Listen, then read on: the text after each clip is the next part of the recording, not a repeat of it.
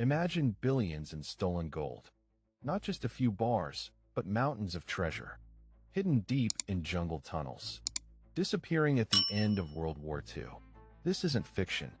This is Yamashita's gold, a legend worth untold fortunes. The year was 1945. World War II raged across the Pacific. Japan faced ultimate defeat. Its forces were cornered, supply lines. General Tomoyuki Yamashita commanded the Japanese Imperial Army in the Philippines. He was known as the Tiger of Malaya. But Yamashita had another, darker legacy. His army wasn't just fighting. It was systematically looting. For years, a secret operation stripped Asia, codenamed Kin no Yuri, or Golden Lily. Japan's Prince Chichibu headed the unit. Their mission: seize all valuable assets. Gold, silver, diamonds, precious artworks. From 12 different nations: China, Korea, Burma, Indonesia, Malaysia, Indochina. This wasn't battlefield scavenging. It was an industrial-scale plundering. The total haul was staggering. Estimates suggest hundreds of billions of dollars. At current market value, a vast portion flowed to the Philippines, Yamashita's final stronghold. These riches were then secreted away, buried in thousands of tunnels, cut into the volcanic rock. The jungle swallowed the secrets, and the men who dug them. This treasure was meant to finance Japan's post-war resurgence. But the war ended too quickly, and the gold vanished. A mystery that still haunts. Decades later, the search continues. The Golden Lily operation was methodical. Japanese forces targeted banks, temples, museums. They emptied private homes and government treasuries. They even melted down stolen statues, converting them into uniform gold bars. This process standardized the loot, making it easier to transport and hide. The amount of gold was unprecedented. One estimate suggests 200,000 metric tons. Another states 500,000 metric tons. Whichever figure, it dwarfs all other known gold hoards. Why the Philippines? The archipelago provided natural fortresses, dense jungle, mountainous terrain, and a complex network of existing caves. Japanese engineers expanded these, creating deep, intricate tunnel systems. Some shafts descended over 60 meters. Others stretched for kilometers. They were designed as bomb shelters, but also as secure vaults. Thousands of forced laborers dug these sites. Prisoners of war, local civilians.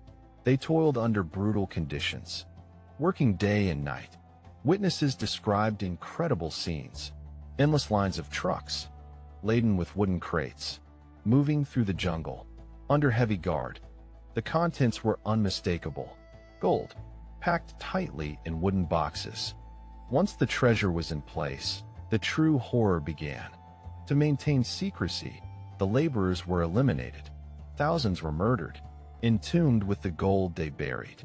Explosives sealed the entrances, turning the tunnels into mass graves and impregnable vaults.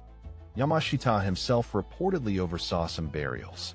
His engineers used sophisticated booby traps, tripwires, cyanide gas, collapsing floors, ensuring no one could easily recover the riches. The war effort was collapsing. Yamashita's desperate forces retreated. They abandoned cities, but not the gold. Then came the surrender. Yamashita signed the documents on September 2, 1945.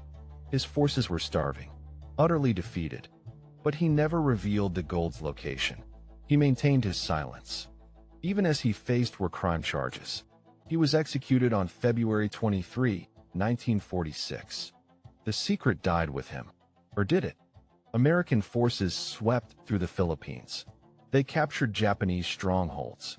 They interrogated officers, but no significant gold caches were found. This seemed impossible, given the scale of the looting and the numerous eyewitness accounts. What happened to it? Many believe the U.S. knew and acted swiftly.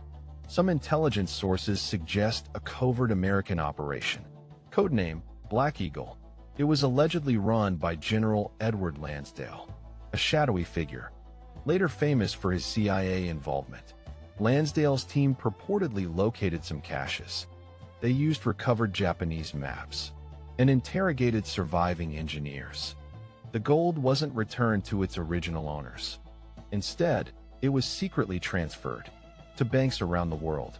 This theory states the gold became a Cold War funding mechanism, a vast, untraceable slush fund used by the CIA and other agencies to finance covert operations, counterinsurgency, regime change. Its origins were too controversial to ever be made public. This dark money fueled decades of clandestine activity, a secret financial backbone of the Cold War apparatus, a hidden truth buried deeper than any jungle vault. The mystery resurfaced decades later. In the 1970s, a Filipino treasure hunter named Rogelio Roxas. He claimed to have found one of Yamashita's hidden vaults in Baguio City, using a recovered Japanese map. Roxas described an astounding discovery: chambers filled with gold bars, stacks of them, and a magnificent solid gold Buddha statue, weighing over 1,000 kilograms. Roxas managed to extract some items, including the Buddha and several gold bars. But then tragedy struck, or rather, betrayal. In 1971, President Ferdinand Marcos ordered his arrest.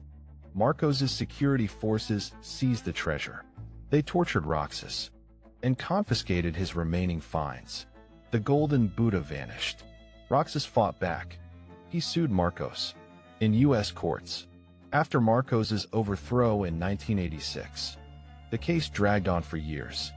Eventually, in 1996, a Hawaii court ruled in Roxas's favor, awarding him $22 billion in damages. This was the largest personal injury award in history. It essentially confirmed the existence of Yamashita's gold and Marcos's theft. Yet, Roxas himself never saw a penny. He died before the final ruling, and the gold's whereabouts remained unknown. Marcos's family denied everything, claiming Roxas's story was pure fabrication. But the court disagreed. The engineering aspect of these tunnels is fascinating. They weren't simple dugouts. Many featured concrete reinforcements, advanced drainage systems, and complex ventilation shafts. Some even had small internal rail tracks for moving heavy crates. The sheer effort was monumental, requiring thousands of laborers and detailed Japanese planning. It speaks to the immense value of what they were hiding. The precision was almost obsessive, like a final, desperate act of defiance against the inevitable. Today, the search continues. Numerous expeditions have been launched, often funded by wealthy individuals or even governments, using ground-penetrating radar, metal detectors, satellite imagery. But the jungle remains unforgiving. Earthquakes, landslides, and dense foliage all conspire to keep the secrets buried. Many sites are still booby-trapped. The danger is very real. Over the years, dozens of treasure hunters have died trying to find it, some from accidental explosions, others from collapsing tunnels. The jungle claims its own. The scale of this operation is hard to comprehend. Imagine 10,000 separate sites, each containing a fraction of the total loot. This wasn't one massive vault. It was a distributed network of hidden wealth, designed to be almost impossible to find entirely. It was a financial weapon, hidden in plain sight. So does Yamashita's gold really exist? The evidence points to an undeniable truth. The historical accounts of Golden Lily, the testimonies of former Japanese soldiers, the court ruling in the Roxas case. These aren't just whispers. They are compelling facts. The sheer volume of looted assets makes the existence of some hidden treasure almost certain. Perhaps not every single gold bar is still there, but the scale of the original wealth was so vast that even a fraction would be immense. Enough to fund governments, enough to start new conflicts. The real mystery might not be if it exists, but who controls it now? Was it the US, channeling it into secret operations? Was it a select few who inherited the secret? Or is it still out there, waiting? Billions in cold, hard gold, buried beneath the jungle floor, a silent testament to humanity's greed and the true cost of war. The story of Yamashita's gold isn't just about treasure. It's about power, secrecy, and the lengths humans go to acquire and hide wealth. It forces us to question official narratives, to dig deeper, beyond the headlines. What other secrets lie buried? In the history of conflict, in the jungle, perhaps the greatest treasure is simply uncovering the truth. What do you think? Share your theories below.